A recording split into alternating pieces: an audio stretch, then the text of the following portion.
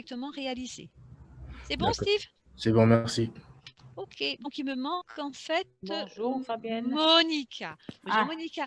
Alors Bonjour. Monica, au niveau des notes, pour l'atelier Fontaine, c'était la note de 15, mais Oui. je souhaite quand même vous faire part aussi des commentaires parce que je crois que c'est aussi important qu'une note. Bien sûr. Donc c'est jolie présentation, il manque l'adaptation pour l'affichage sur mobile, pardon. Les collisions sont bien gérées, il y a un comportement curieux. Si le personnage s'arrête au niveau d'une baguette, le score augmente constamment. Ah oui, donc il y a un souci.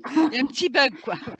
Code bien présenté, il manque des commentaires et en impression générale, c'est jeu bien fait. D'accord. D'accord. Okay. Donc c'est Rija que je n'ai pas eu. Et Jean. Rija et Jean. Je suis là. Ah, alors je donne la note. C'est une note de 18. Ah, Jean, au fait, il ne m'a pas rappelé, hein, le monsieur, hein, Thomas, là, machin. Vous savez, quand je Oui, mais je crois qu'il ne te rappellera pas, je le sens ça ne bien. fait rien, je leur harcèle. Alors oui, alors la note, c'est 18 et je tourne les pages pour les commentaires.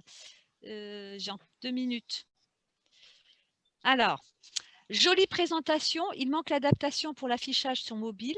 Les collisions sont bien gérées, les compétences ne sont pas présentées au cours du déroulement du jeu. Code bien structuré et commenté et en impression générale, bonne réalisation. Juste une question, il fallait faire l'adaptation pour le mobile? Ah, moi, ils m'ont marqué, il manque l'adaptation pour l'affichage sur mobile.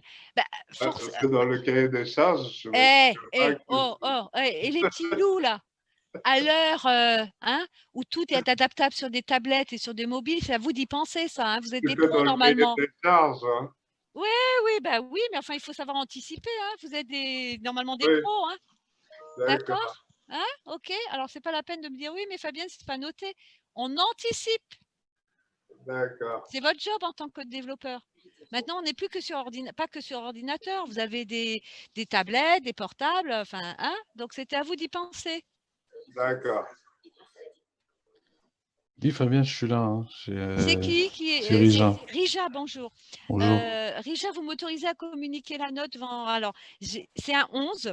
Donc, il y a des petits actes d'amélioration. Je vais vous lire les commentaires parce que c'est important. D'accord? Ouais. Le graphisme est bon, mais c'est bien, il y a au-dessus de la moyenne. Le graphisme est d'assez bonne qualité, mais les routes ne s'affichent plus lorsque la fenêtre a une largeur supérieure à 1560 pixels. Ah. Vous voulez que je relise ou c'est… Non, c'est bon. C'est bon. Bon. La Ouais, gestion des collisions est un peu erratique. Une collision peut avoir lieu alors que le personnage est distant visuellement de l'obstacle. Les compétences ne sont pas présentées au cours du déroulement du jeu. Au niveau du code, c'est code bien structuré, il manque des commentaires et en impression générale, la mauvaise gestion des collisions affaiblit la qualité du jeu. D'accord. D'accord? C'est bon? Très bien, c'est bon. Voilà.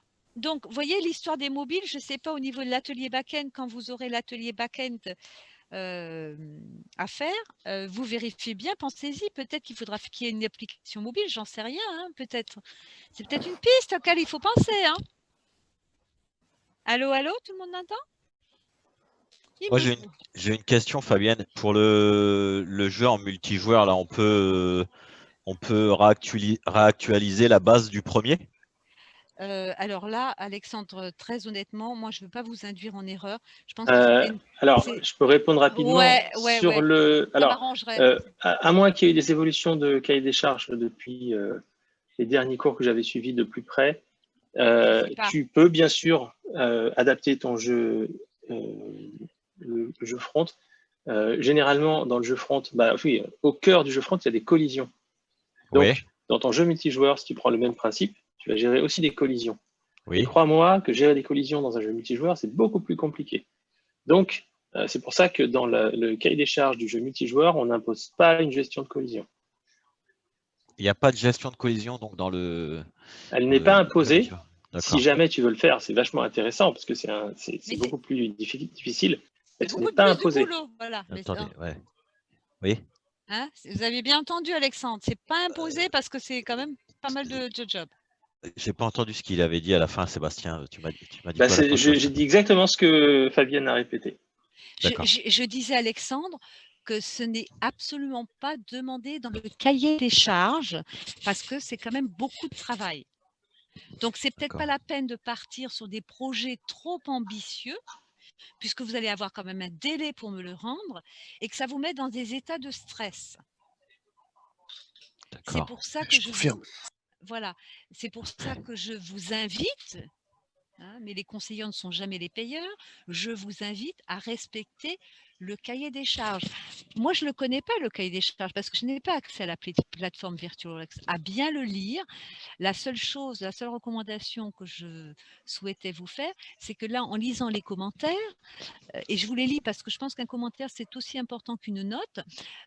Il me parle beaucoup que vous n'avez pas pensé à l'application mobile. Je ne sais pas si dans le jeu multijoueur, est-ce qu'il peut se jouer sur mobile? Si c'est le cas, pensez-y. Ça vous laisse aussi quelques jours pour peut-être poser les questions à Sébastien, à Thomas et à Samy que vous verrez la semaine prochaine. Oui, absolument. J'ai une question pour Sébastien. Le cahier des charges, il est ouvert là sur VirtualWorks déjà? Celui du jeu back, je pense pas. L'idée, c'est que pour faire le jeu back, vous avez dans le cahier des charges, sans spoiler, mais dans le cahier des charges, vous devez évidemment avoir des interactions client-serveur. Et faire des interactions client-serveur, vous allez apprendre ça pendant le cours Ajax pour une première partie. Et vous avez deux possibilités pour faire ce jeu avec ces interactions client-serveur. C'est soit Ajax, donc en HTTP, soit une autre techno qui s'appelle WebSocket, qui utilise un autre protocole. Et là, donc, vous verrez samedi. On vous donne le cahier des charges du jeu après le cours Ajax, parce qu'avant le cours Ajax, vous n'êtes pas censé savoir le faire. Et après, vous pouvez attendre le cours WebSocket, histoire de décider de prendre l'une ou l'autre techno. Mais dès que vous avez fait Ajax, vous pouvez commencer. D'accord. D'accord.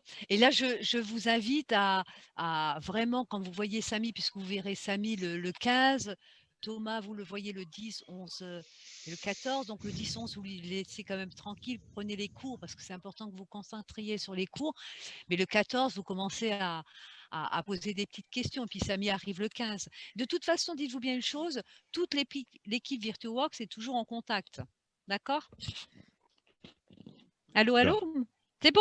Ah ouais, ok, ouais. Ok, alors je vous remercie de votre attention. Il y a des personnes que je n'ai pas citées parce que je les ai eues en ligne tout à l'heure. D'accord? Je vous souhaite un bel après-midi, puis je vous viendrai vous saluer normalement demain matin. Bon après-midi, Fabienne, demain matin. Bon après-midi. Bonne journée, au revoir. Au revoir, Fabienne. Au revoir. Personne n'avait de questions à me poser, hein? C'est bon, je peux partir. Ça va?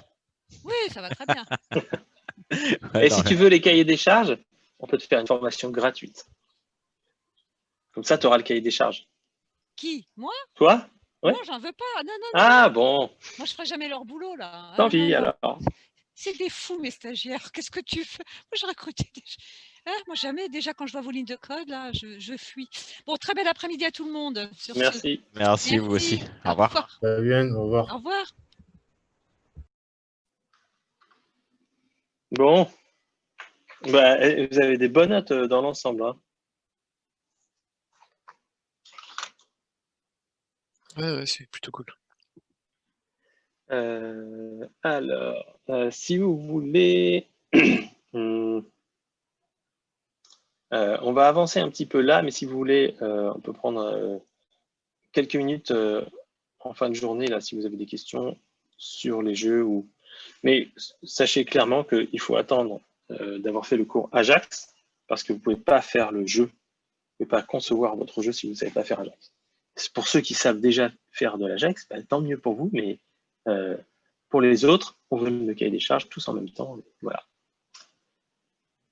Sur ce, continuons notre découverte des services. On avait fait un petit exemple, puis on s'était arrêté. Donc notre service qu'on a créé pour partager des infos utilisateurs et puis peut-être des méthodes pour modifier justement ces infos. On l'a créé avec le générateur, on l'a utilisé dans un composant qui affiche le nom de l'utilisateur en en-tête. On le voit là. Et maintenant, ce qu'on voudrait, pour démontrer une bonne fois pour toutes qu'un service est capable de partager des données dans plusieurs composants, et aussi pour voir des petites subtilités concernant les modificateurs d'accès. On va le mettre dans un composant. Cette fois-ci, on va le mettre dans un composant existant. Et ce qui va être intéressant, contrairement à ce composant-là, qui est très très simple, puisqu'il a une propriété, il va chercher une info dans l'objet partagé, il a un service, on va en profiter pour voir comment, dans un composant, on injecte plusieurs services. Et vous allez voir, ce n'est pas compliqué, parce qu'en fait, c'est exactement la même chose que ce qu'on a déjà fait. Donc, je n'ai pas choisi où on va le mettre. On ne va pas le mettre ici parce que c'est l'exercice, donc je ne veux pas polluer la solution. Donc on va le mettre ici alors. Je crois que c'est formulaire. Ah ben non, de toute façon, on le met forcément à l'endroit où on a déjà injecté un service. Donc on a celui-là. OK. Alors, est-ce que c'est clair au point où on en est là, notre service, comment il fonctionne, ce petit service, et puis ensuite, comment on a fait pour l'afficher ici, jusque-là? OK. Donc, dans un autre composant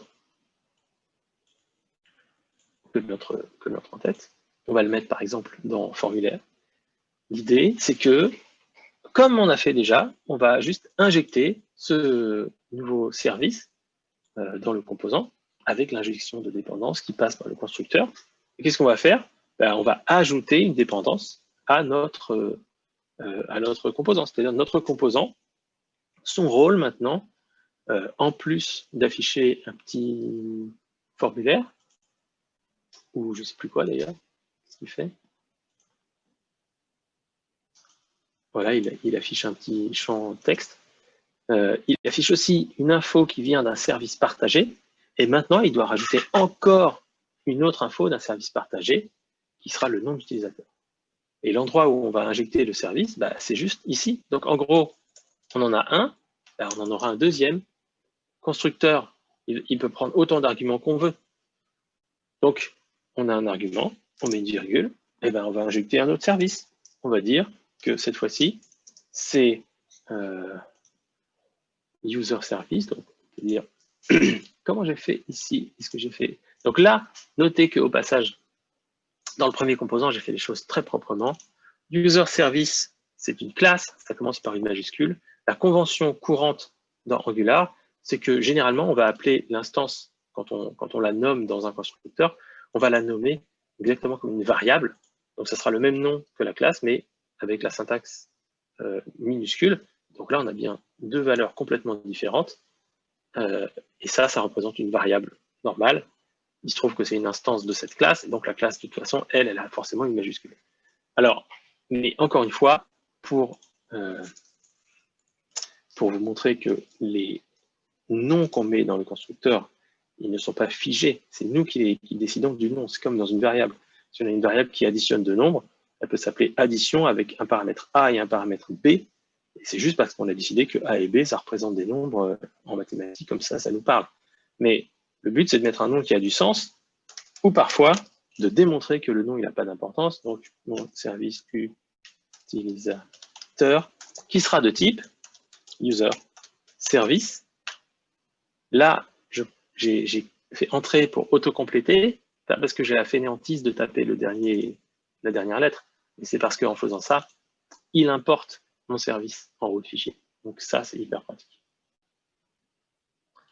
Et puis, vous voyez, même si on a un grand écran, en fait, moi, je ne trouve pas ça très lisible. Et dans beaucoup d'applications Angular, vous verrez que on liste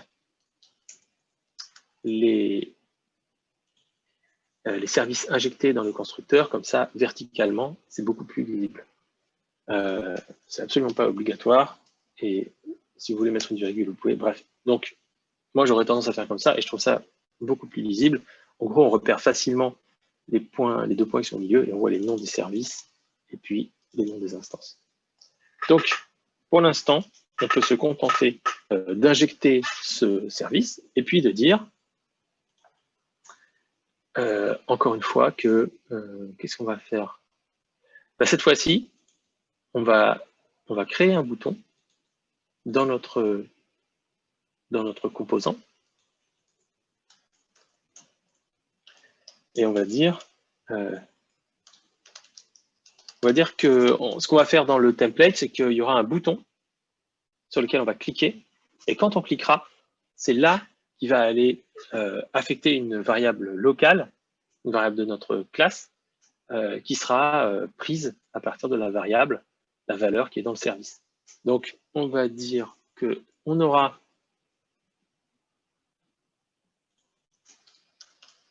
un nom, on va l'appeler, encore une fois, pour bien vous montrer que les noms sont locaux ici. Username, ça sera une chaîne. Donc, elle n'a pas de valeur initialement. Souvenez-vous que dans un template, la valeur qui est ici, elle a vocation à être interpolée. Donc, c'est le nom de propriété qui doit exister dans notre classe. Ça doit produire une chaîne de caractères. Et si jamais la valeur elle est nulle ou undefined, en fait, ça sera traité comme une chaîne vide ici. Donc, ça ne générera pas d'erreur. On aura juste un paragraphe vide. Après, peu importe, hein, on pourrait faire mieux, mais ce n'est pas la question. La question, ça serait de dire à quel moment on va pouvoir renseigner cette valeur. Et donc, pour ça, on peut se mettre un bouton. Et on va même s'amuser à faire comme ça. On va dire que quand on clique sur le mot utilisateur, sur le H2, on va dire afficher. Et donc, on a une méthode qu'on veut appeler, qui doit exister dans notre classe de composants. Qu'est-ce qu'elle va faire? En fait, le nom, il sera automatiquement affiché dès qu'il aura une valeur. Donc, il faut lui assigner une valeur. Donc, username, qui est une propriété. Maintenant, on va lui donner une valeur. De même qu'on a fait ici une assignation comme ça dans le ng-on-init, notez bien que le ng-on-init, ce n'est pas la fonction constructeur. Donc, on est déjà dans le contexte d'une propriété qui contient notre service. This, comment je l'ai appelé, mon service à... on va le corriger après. Alors, mon service utilisateur, point, utilisateur, et puis après la propriété, le nom, il est dans une propriété nom. Qu'est-ce que ça retourne, cette fonction?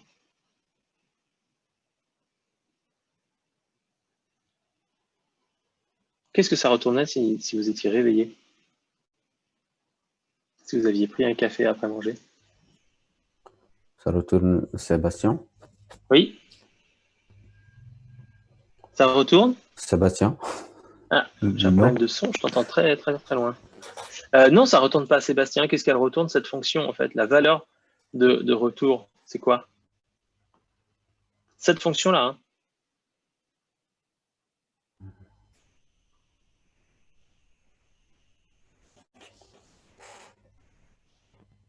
Qu'est-ce qu'elle fait?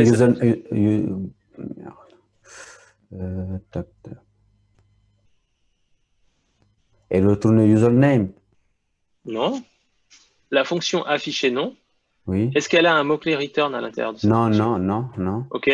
Qu'est-ce que ça retourne, une fonction qui n'a pas de mot-clé return? Rien, void. Non. Enfin, oui, le type. Mais qu'est-ce que ça retourne en JavaScript? Undefined.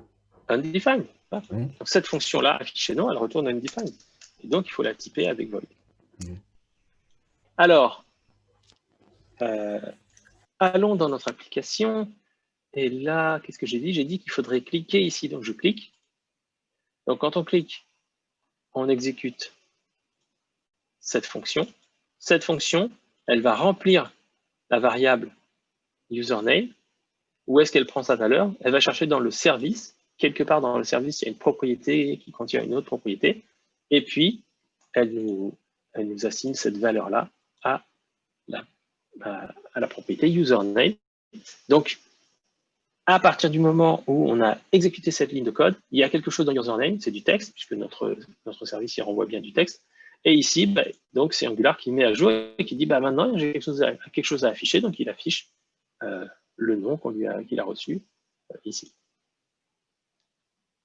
Est-ce que vous voyez, en gros, il n'y a rien de particulier par rapport à ce qu'on a vu dans le premier exemple, sauf que là, on l'a fait avec le générateur, on a fait tout bien proprement du premier coup.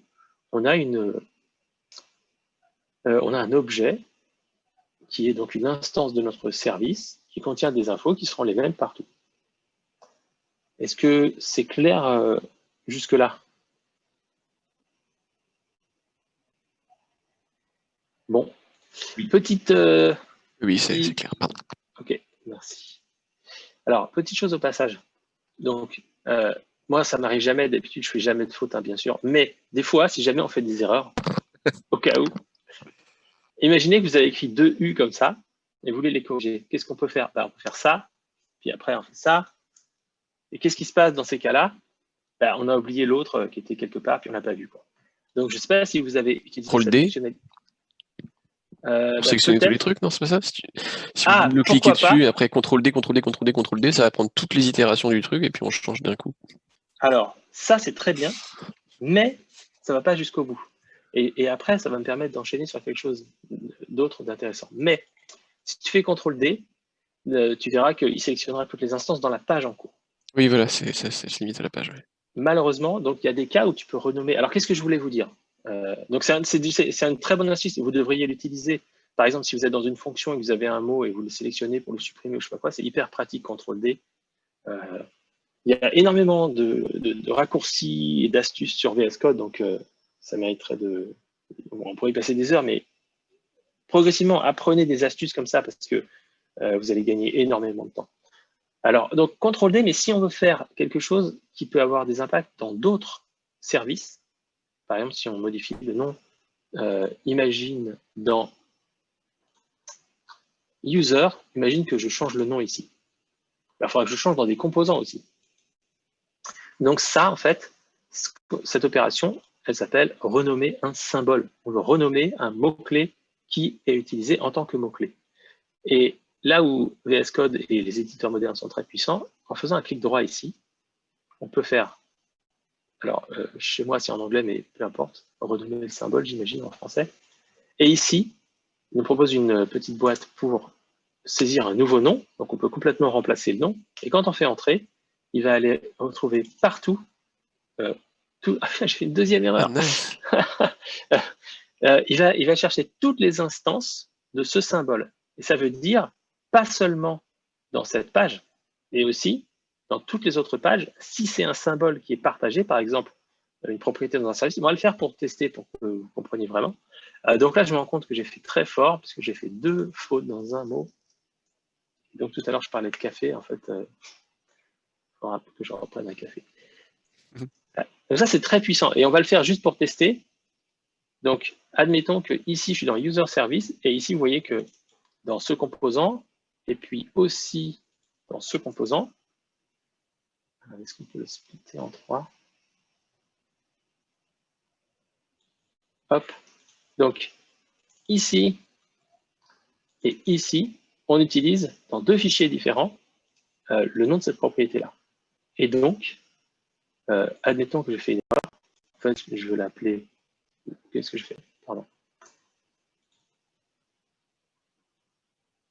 Renommer le symbole. Et là, on peut dire, histoire juste de faire un truc, je mets utilisateur ABC. Hop. Et là, il va aller changer dans tous les fichiers. Et donc ça, c'est hyper important parce que le nombre de fois où vous avez fait une erreur comme ça, ah ouais, on a changé de nom parce que c'est pas bien. Si vous faites des recherches remplace manuellement, vous allez oublier quelque chose. C'est même pas une possibilité, c'est une certitude.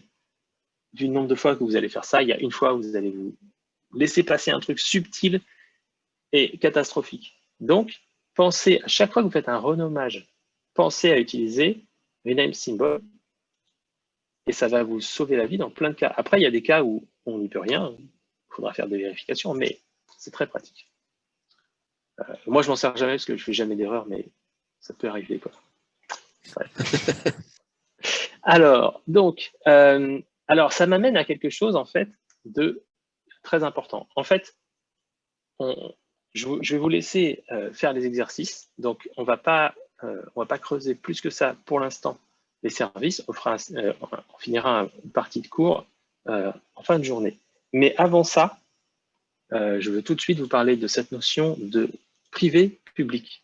Et en fait, l'exemple que j'ai fait là, eh ben, il repose justement sur ces fonctionnalités privé-public.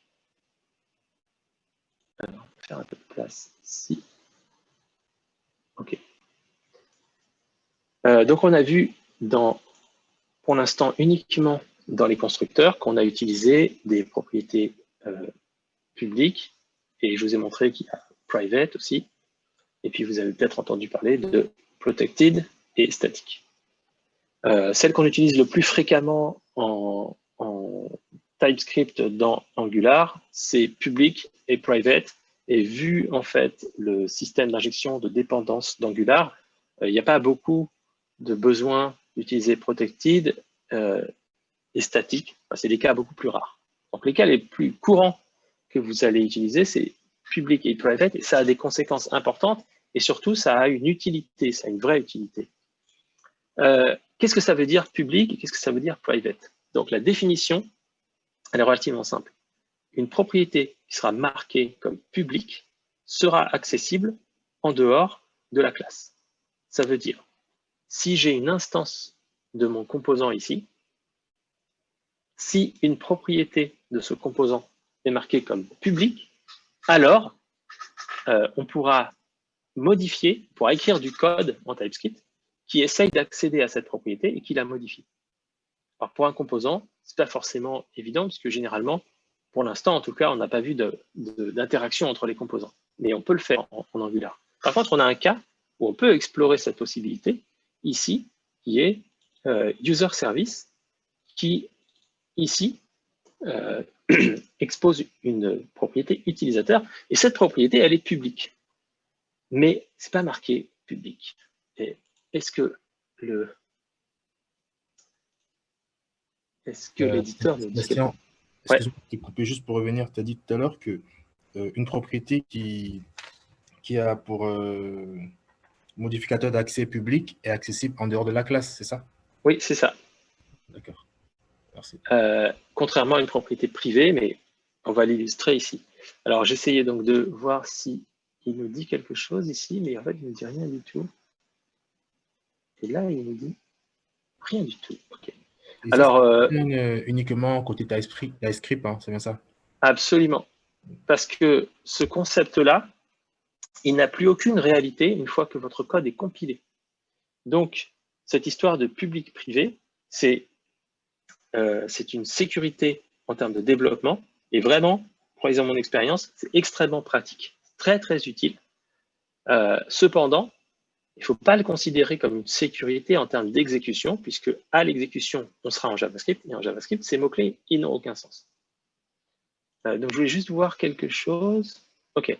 Alors, ici, nom utilisateur dans la classe, et ici, utilisateur dans le service. Ces deux propriétés-là, elles sont publiques. Comment je le sais? Parce que c'est le comportement par défaut de TypeScript. Une propriété qui n'est pas marquée spécifiquement, elle est publique. Et la raison, elle est simple, si on réfléchit, c'est que tout code TypeScript est voué à être traduit en JavaScript, et donc le comportement par défaut de JavaScript, c'est que ce concept, il n'existe pas. Ça veut dire, bon, tout est public, quoi. Donc en fait, ce qu'on va faire, c'est de temps en temps, on va marquer des propriétés comme privées. Et pourquoi on va les marquer comme privées? Pourquoi faire et comment ça marche? C'est ce qu'on va voir tout de suite. Donc, par défaut, ici, cette propriété, elle est publique. Ça veut dire, je répète la définition, mais avec un exemple, ça va aller beaucoup mieux. Propriété publique, ça veut dire que sur cette classe, on va produire donc une instance, on va faire new user service, c'est Angular qui fait ça pour nous. Ensuite, il nous fournit ici une instance de cette classe user service, et à l'intérieur de la classe, il y a une propriété utilisateur. Quand j'utilise la classe à gauche ici, quand j'utilise la classe, j'ai accès à utilisateur parce que utilisateur est marqué comme public. Ça veut dire, de ce composant-là, je suis à l'extérieur de cette classe. C'est ça qu'il faut piger. Ici, on est à l'extérieur du service. On appelle le service, mais depuis l'extérieur du service. Ça veut dire que pour accéder à utilisateur dans le service depuis l'extérieur, ben, cette propriété, elle doit être absolument publique. Sinon, on n'y a pas accès. C'est très simple. Marquer private. Et même sans avoir enregistré mon fichier, l'éditeur, il sait, ah ben maintenant, là, tu essayes d'accéder à quelque chose qui n'est pas public, donc tu ne peux pas y accéder. Vous voyez ce qu'il nous dit, la propriété utilisateur est privée et donc n'est accessible qu'à l'intérieur depuis la classe user service. Donc maintenant ici, donc, je vais sauvegarder mon fichier.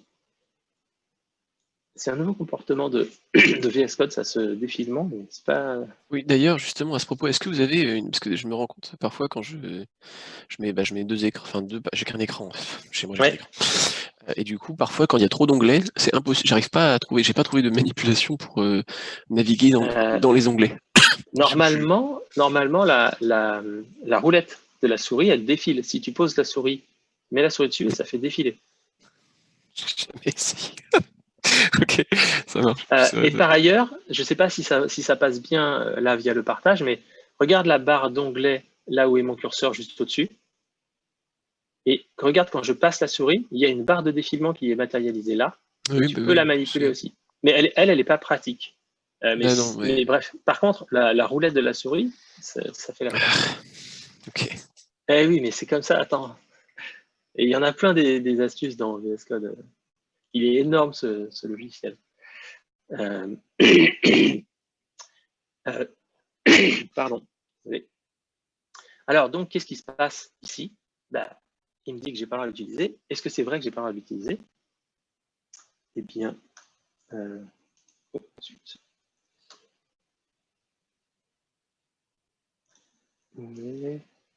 ok. Où est mon serveur? Hop, hop. Et là, il rigole pas du tout TypeScript. On est d'accord que c'est vraiment une barrière qui est faite pour respecter certaines règles, mais que dans la réalité, en JavaScript, il n'y a aucune raison que ça ne marche pas.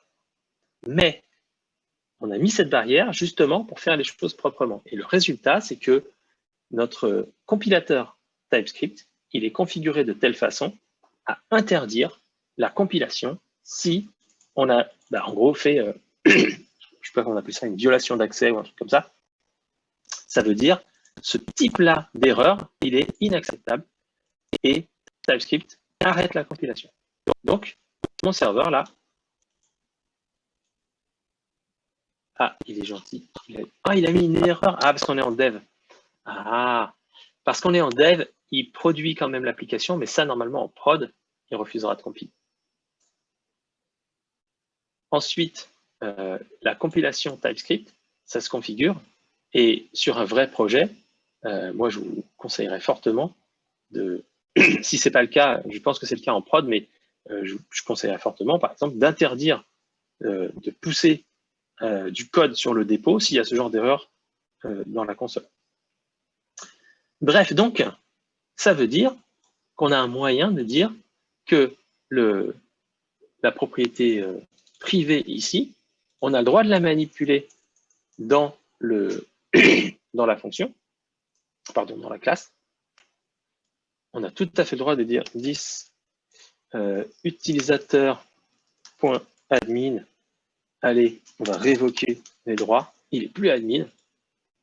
Donc ça marche. On a le droit d'accéder à cette propriété au sein de la classe. C'est ça la distinction. Oui? Pardon, désolé. Je demandais juste dans quel cas on pourrait avoir besoin ou envie de faire quelque chose comme ça. Alors, il y a beaucoup de cas. Par exemple, il y a beaucoup de cas. L'idée, c'est que tu veux, par exemple... alors, je vais te montrer un exemple. Est-ce que ça va être le même principe que les variables globales où on veut éviter une pollution du... Non, c'est pas exactement ça. Non, c'est pas exactement ça. Bon, il y a un peu de ça si tu veux, mais c'est plus une question de protection que de pollution de l'espace global. Qu'est-ce que ça peut vouloir dire ici? J'ai un objet. Bah, on peut continuer d'ailleurs sur cet exemple et puis l'implémenter d'ailleurs dans notre appli. J'ai un objet avec utilisateur et je veux pouvoir afficher le nom de l'utilisateur, donc dans un composant, mais remettons un instant ici, remettons utilisateur en public. Je peux faire ça. Ici, utilisateur, il s'appelle Sébastien. Initialement, dans l'objet de base, il est admin, et puis après, en fait, il n'est pas admin. OK?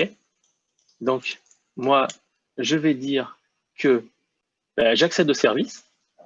Je vais dire que utilisateur.nom égale Momo et utilisateur.admin, c'est true. Ben ça marche. OK? D'accord. Donc, admettons que je me dise, OK, pour juste des questions d'organisation, je ne veux pas, j'ai bien sauvegardé, je ne veux pas en fait que les classes qui appellent mon service, je ne veux pas qu'ils modifient ces valeurs. D'un côté, pour moi, c'est très pratique d'avoir un objet simple, un objet littéral comme ça. J'écris mes trucs dedans, mais je n'ai pas envie que les composants, qui sont normalement, ils sont là que pour faire de l'affichage, surtout le header, là, et tout son rôle, c'est juste d'afficher le nom, quoi. Donc, juste pour des questions, de dire, bien définir le rôle des composants, ce n'est pas particulièrement une question de sécurité en termes de hacking. Tu n'es pas en train de protéger ta base de données. On est dans une appli front, donc ce n'est pas la question.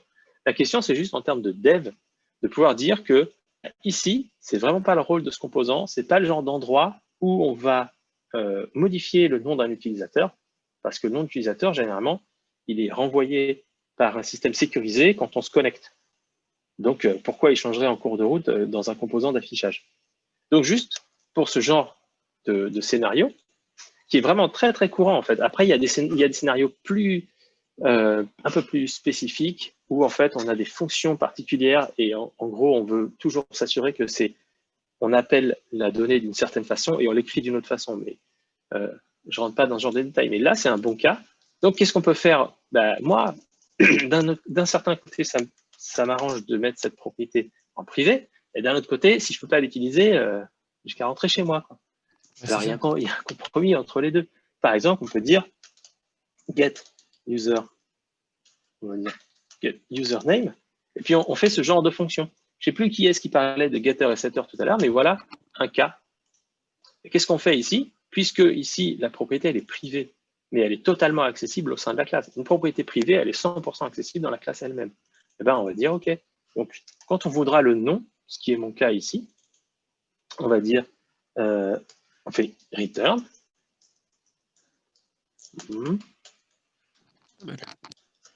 This utilisateur point nom. OK.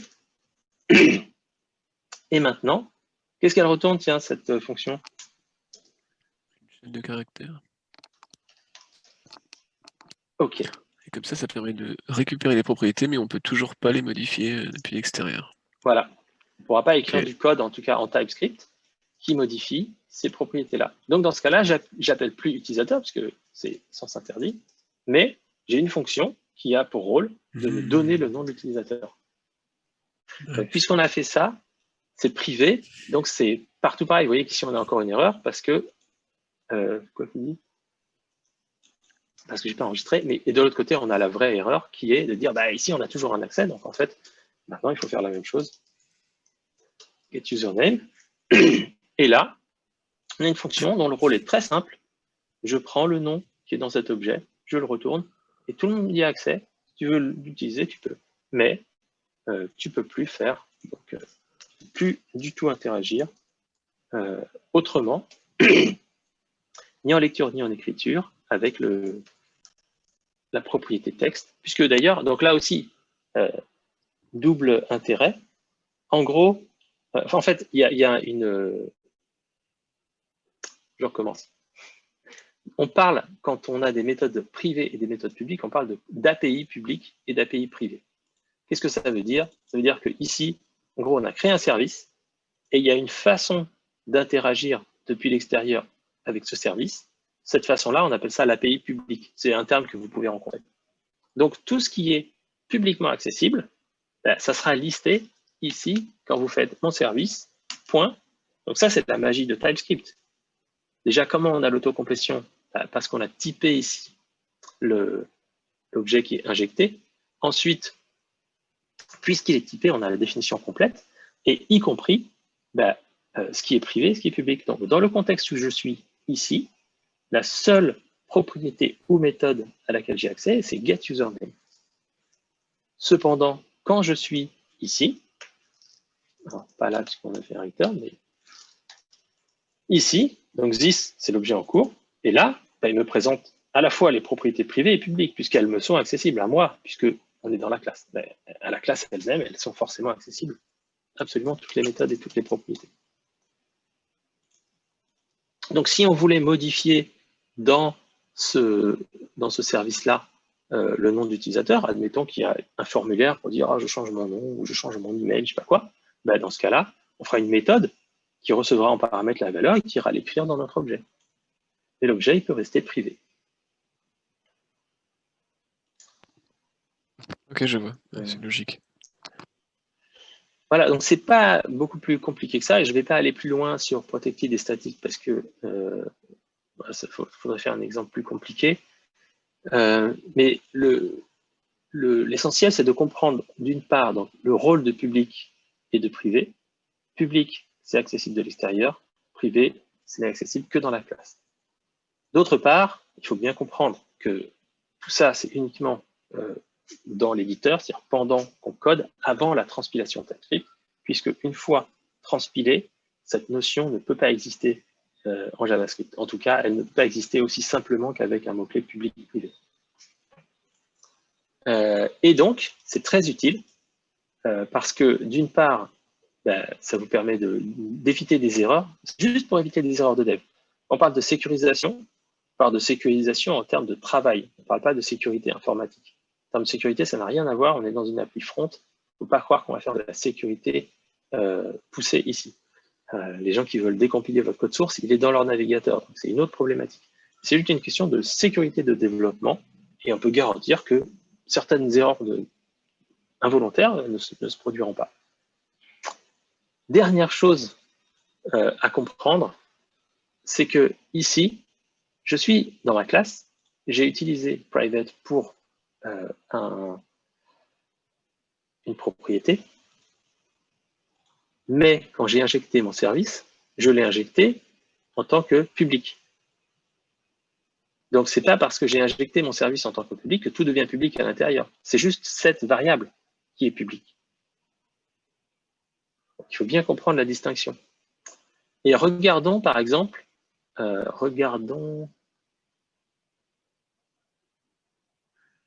alors, je vous ai dit tout à l'heure, ce n'est pas évident de faire un exemple privé dans une classe de composants parce que en dehors des interactions entre les composants, généralement, on n'accède pas aux propriétés, aux méthodes d'un composant. Cependant, il y a quand même un cas qui, en fait, est évident, où on accède à des propriétés depuis l'extérieur de la classe, et qu'on a déjà vu. Est-ce que ça vous dit quelque chose? Désolé, j'ai un peu blackout pendant quelques minutes. Bon, une minute, là, dernière minute. Je n'ai pas entendu la question. Alors, privé et public, ça régit l'accès des propriétés ou des méthodes en dehors de la classe. Public, on pourra accéder à cette propriété ou à toute autre méthode depuis l'extérieur. Et je disais que dans une classe de composants, généralement, on n'accède pas aux propriétés du composant. Parce qu'on n'a pas un service qui essaye de manipuler un composant directement. On n'a pas un autre service qui manipule un service. Quoique c'est faisable, mais on n'a pas encore vu ça. Cependant, nos propriétés ici, elles sont publiques. Et il se trouve en fait qu'on l'utilise déjà et qu'on l'a fait souvent. On a utilisé le fait que ces propriétés sont publiques parce qu'en fait, on les utilise à l'extérieur de la classe et on peut les manipuler à l'extérieur de la classe. Alors, ok, donc ça n'avait pas l'idée de ce que ça peut être. Alors, est-ce qu'on l'a quelque part?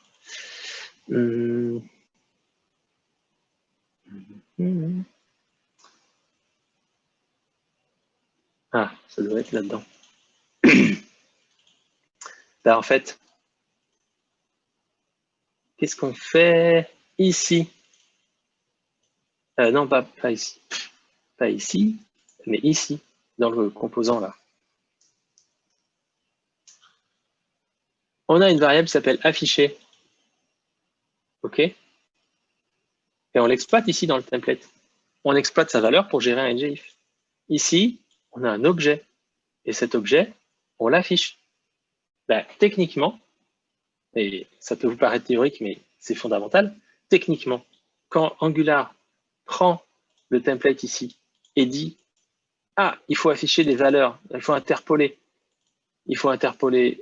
cette propriété, il faut exécuter cette fonction, il faut évaluer cette expression pour obtenir un booléen, donc il faut aller chercher la valeur. » Ben, en fait, qu'est-ce qu'il fait? Il est obligé de communiquer avec la classe du composant, parce que les interactions qui se produisent dans le template, elles se font en JavaScript. C'est Angular qui regarde dans notre classe, dans notre instance de classe, il regarde les propriétés pour pouvoir les afficher. Il me dit, ah tiens, toi, là, cette instance-là, il correspond à ce template-là, donne-moi la valeur de ta propriété. Genre, mon formation component point affiché, ça vaut quoi? Ben, en gros, ici, si je mets ma propriété en privé, d'un seul coup, le template, il va me dire, bah, il y a un problème, parce que tu veux accéder à un truc propriété privée, ça ne va pas marcher. Si je mets mon formation JS en privé, il va me dire, ah, là, tu essaies d'accéder à un élément privé. Et si on enregistre, on doit avoir les mêmes avertissements qu'on avait tout à l'heure, qui nous dit, là, il y a une erreur dans votre application, vous avez un accès à l'extérieur qui essaie d'accéder à une propriété qui est privée dans la classe machin truc. Et donc ça aussi, je pense que ça ne passera pas en prod. Donc ici, il compile, mais il compile parce qu'évidemment, ça marche fondamentalement. Si tu veux tester, tu peux tester. Mais fondamentalement, tu ne devrais pas accéder à une propriété privée. Donc, y compris les propriétés de la classe dans le template, forcément, quand elles sont exploitées sur une instance. Si l'instance, elle marque tes propriétés comme privées, eh bien, on ne doit pas y accéder de l'extérieur. Ok. Donc, c'est une subtilité, mais c'est important pour comprendre la logique. La logique est vraiment très simple. Une propriété privée n'est pas accessible depuis l'extérieur. Par défaut, nos propriétés elles sont publiques, donc on se pose rarement la question, mais il y a des cas où ça sera très pratique d'avoir des propriétés privées. Et pour aller jusqu'au bout du délire, notez bien que ici, on est dans un composant. On affiche dans notre template une propriété du composant. Elle doit être publique. On n'a pas le choix. D'ailleurs, on peut afficher ou ne pas afficher, peu importe. Mais sachez que par défaut, c'est public. Ça, c'est pas, comment dire, c'est pas facultatif, hein, c'est comme ça.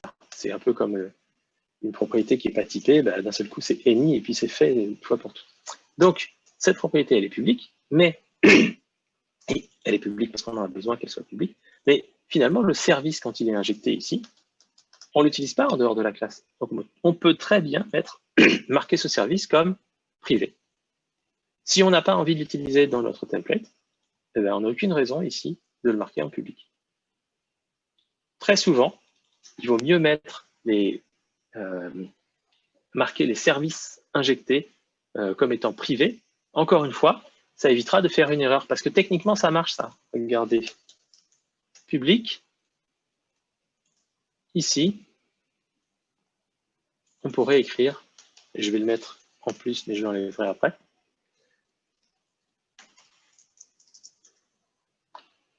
Étant donné que user service, c'est maintenant une propriété de ce composant et en outre, c'est une propriété qui est publique, on peut très bien appeler la fonction sur la propriété en question, appeler la fonction et il va nous afficher la même chose.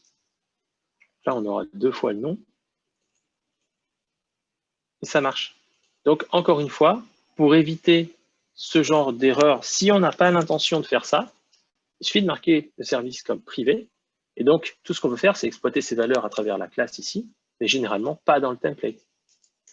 Donc, c'est souvent une bonne pratique de marquer les services injectés comme privés. Maintenant, évidemment, ce n'est pas obligatoire. Par contre, maintenant, je ne sais pas si c'est clair, mais pourquoi on met explicitement public?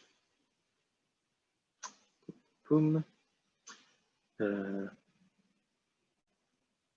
Ici.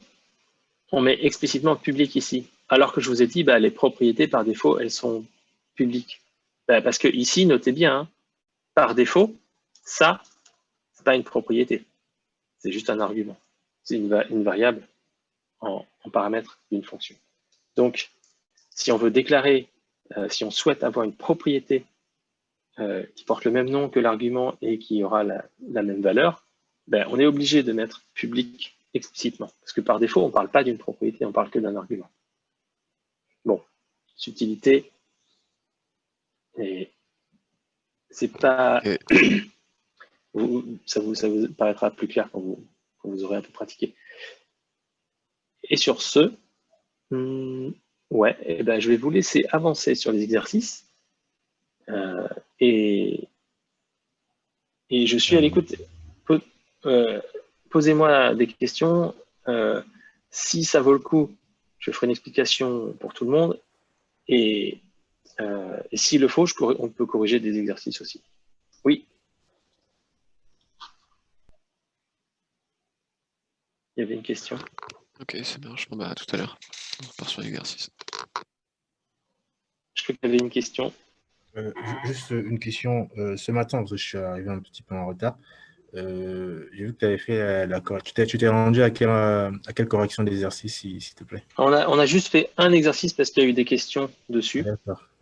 Donc, ça dépend où tu en es. Si tu veux, on peut corriger un exercice, mais on ne va pas faire une série de corrections. Non, ça va. C'était juste pour savoir. Je pensais que vous aviez fait une série de corrections et je voulais savoir ce que j'ai loupé ce matin, en fait. T'es arrivé quand? Vers 9h30 par là. Ah, tu vas arriver très tard. Oh non, ça va. D'accord, très bien. Si t'es arrivé que vers 9h30, on n'a pas fait grand-chose. On a juste fait le premier exercice, je pense. Enfin, le 6, là, le A5, A6. Ah, d'accord, très bien. Merci.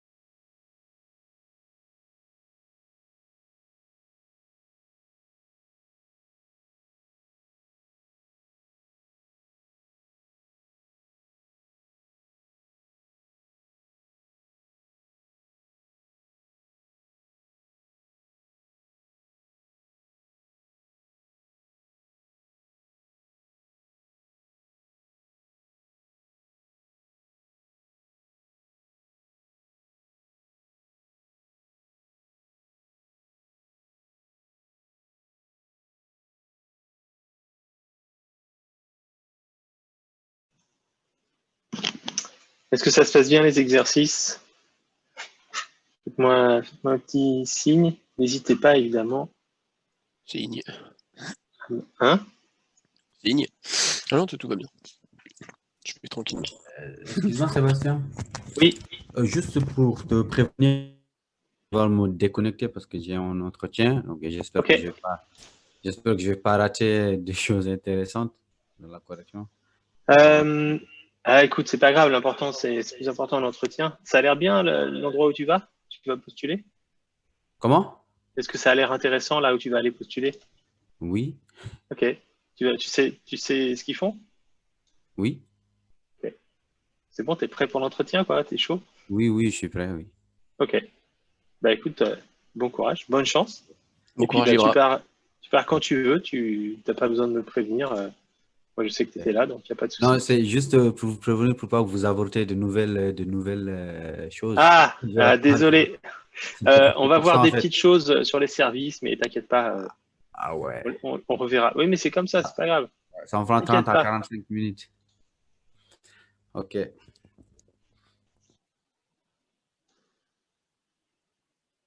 Autrement, pour les exercices, pas de questions, pas de blocage? Pas pour le moment, pour ma part. Je suis pas rendu très loin non plus. Donc... Ok.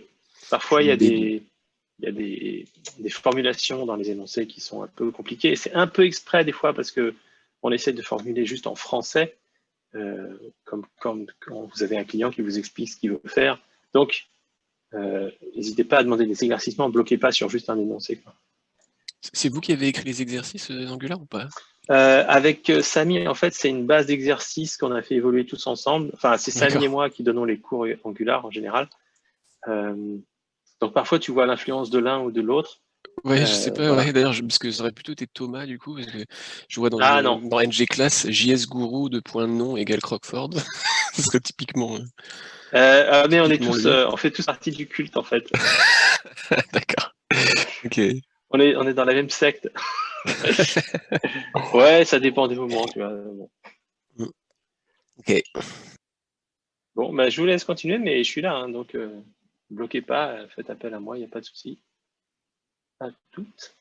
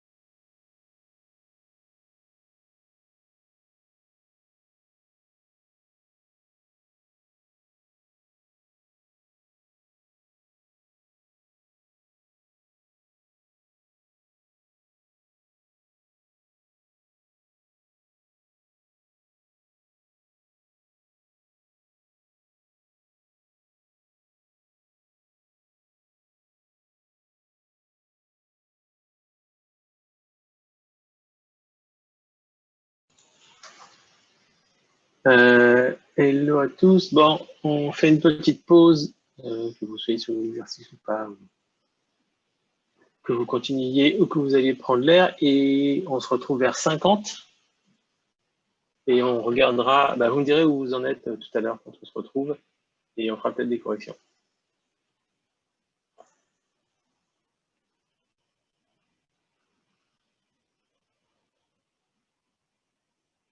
À tout à l'heure.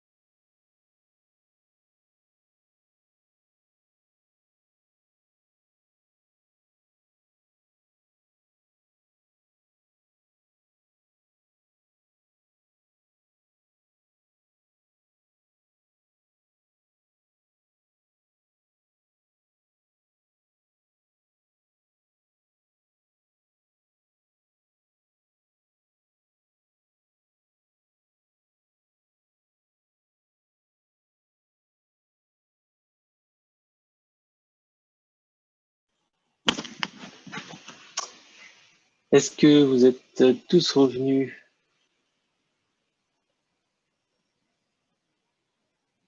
Faites-moi juste un petit signe dans le chat.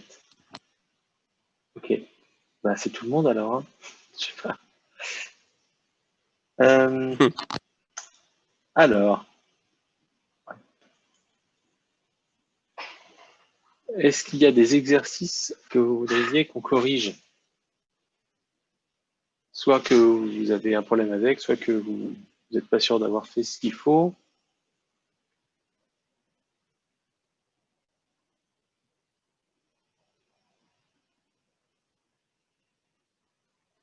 Ok. Il n'y a personne qui me répond à part Alexandre, et donc je ne sais pas si je peux parler tout seul ou si on est en cours privé en fait.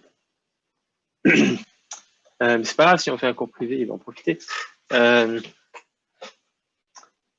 Comme je ne sais pas à quelle vitesse vous avancez et si certains ont des problèmes ou pas, et ben, je n'arrive pas à voir si vous avez avancé, si vous avez des problèmes ou quoi. Donc, pour ma part, je suis au B3. Là, c'est pas trop compliqué parce que c'est des exercices sur des petits détails. Ouais, je suis au B2 pour l'instant. Ok. Rappelez-moi parce que je les ai nommés comme ça pour m'y retrouver, pour pouvoir changer les intitulés, mais justement, maintenant, je ne sais plus les intitulés. Ça parle de quoi? B2 et B3? NG class B2. D'accord. Ok. Et ça vous paraît clair, le fonctionnement? Je suis dessus encore, donc je regarde. Ça va, ça c'est pas...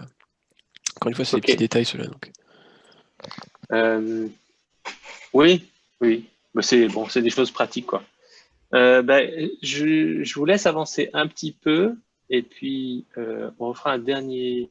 On reverra quelques petites choses sur les services rapidement, et puis et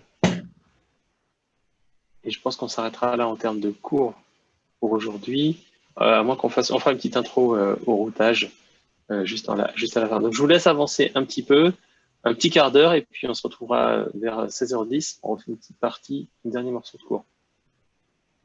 Donc n'hésitez pas, même si vous avez l'impression que vous avez des questions bêtes, ou même si vous avez l'impression que vous êtes perdu, en fait, comme je ne sais pas où vous en êtes, vraiment, moi le seul but c'est que vous avanciez, donc voilà, faites-moi signe, quoi. Ok, pas de souci.